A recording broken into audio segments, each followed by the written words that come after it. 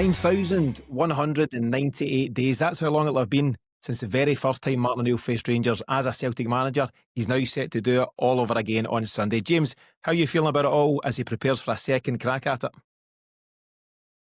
Good, very good. Genuinely better than it would have been or if things had stayed the same and I was a Rodgers fan. But I think the thing Martin O'Neill gives everyone, you've met him plenty of times, is belief. You know, he's so infectious, but from a player point of view, he shows them what they can do. He's aware of what they can do, and he just tells them to stick to their limits and do that well. He'll have given that squad such belief in the last few days. Yeah, I'm feeling good for Sunday. Absolutely. Greg, how do you think Martin O'Neill and Sean Maloney handled things on Wednesday? They were obviously, whirlwind few days. They were just announced on the website on Monday night. They're doing press conferences on Tuesday. They're taking games of football on Wednesday. All in all, a good night to the office for Celtic, certainly in terms of the on-field stuff. How do you think they've handled it? Really well. I think everybody's in a happier place after Wednesday. I think Martin O'Neill in his interview said he was very nervous, but the nerves kind of calmed towards the end of the game, and just a perfect night. 4 goals, clean sheet. The players looked happier. They looked hungrier, I thought, in the actual game. So it was just a perfect game to get everybody back on side, everybody feeling happier, everybody's on board with Martin O'Neill, and we can move on to Sunday. And I think, as James said there, you just feel that little bit happier that he's in the dugout. And I think the line's been drawn in the sand with Rodgers, and we move on with Martin O'Neill, Maloney in the dugout. And I think everybody's looking forward to quite an exciting game on Sunday. Yeah, do you know, I think I'd have been reasonably confident of a result on Sunday had the status quo remained. I now feel a whole lot better about it. I just think there's been a huge weight lifted off. And I was a Rodgers fan right up to the end of things there. I was thinking that he might have been the man to turn it around. But actually, when the change is made and you see the impact and you can almost feel the impact yourself, it has lifted a huge weight off of, it feels like everybody, players and supporters alike. And I think the players showed that with their performance against Falkirk. It was like, they'd taken the handbrake off, and once they get the first couple of goals, it was a really enjoyable night of football. What I think Martin O'Neill has done really cleverly is the press conference. We know he's a master of this. He plays it down a wee bit. He's like, I'm a wee bit older now and I'm not so sure. He is sharp as you like. And there was one thing that he said post-match on Wednesday, which I thought was crucial. He almost said it in passing, but it won't have been missed.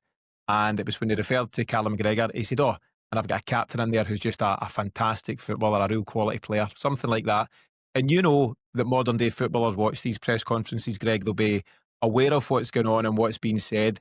And without having to put an arm around his shoulder and take him for a cup of tea, that just lifts Callum McGregor and brings him along on the Martin O'Neill journey. Yeah, I think if you look at some players, they need an arm round about them, the likes of Arnie Engels, etc. Maybe need a bit of boosting and a bit of putting an arm around them and just lifting their confidence a little bit. I think for Callum McGregor as captain, he'll have watched the press conference. He'll have quiet words with Martin O'Neill. He'll know what Martin's asking from him.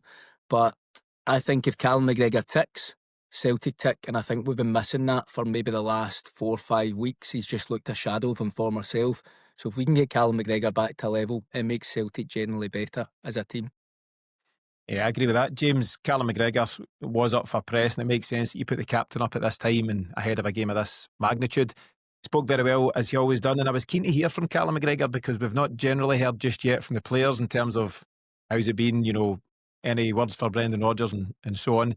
He handled it very well. He was basically saying that we had a private conversation and that'll stay private, but he's been great for me for a number of years. He said that when Brendan Rodgers came in, and I'm going to use a line, he said he changed the landscape of this club massively first time around, and I think he's right to say that and to give Brendan Rodgers his credit. But whilst doing all that, he also said, but this is football, things move very quickly and guys move on. I mean, as a player, generally speaking, it's big for us, right? Massive news for us on Monday that the manager moves on.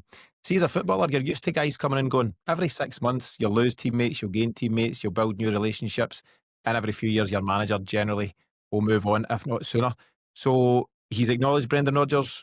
He's right to do so. He's acknowledged the great stuff he done.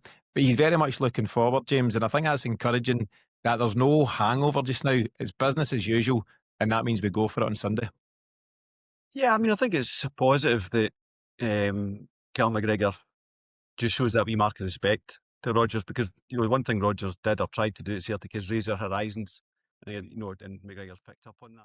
That's the end of the preview on this bonus episode from Celtic Exchange, but the full episode's available right now over on Patreon, which is where you'll find all of our additional shows, including pre- and post-match for every game, a range of bonus features, plus the daily podcast, which we record every weekday morning. As a member, you'll also get access to our exclusive members-only Celtic Chat community and a host of other benefits, all for just £5 a month. And you can be there in just a few clicks by heading to patreon.com/Celtic Exchange, where you'll join the growing community of Celtic fans who now get more from Celtic Exchange each and every week. So that's patreon.com/Celtic Exchange, or simply click the link in the show notes for this episode.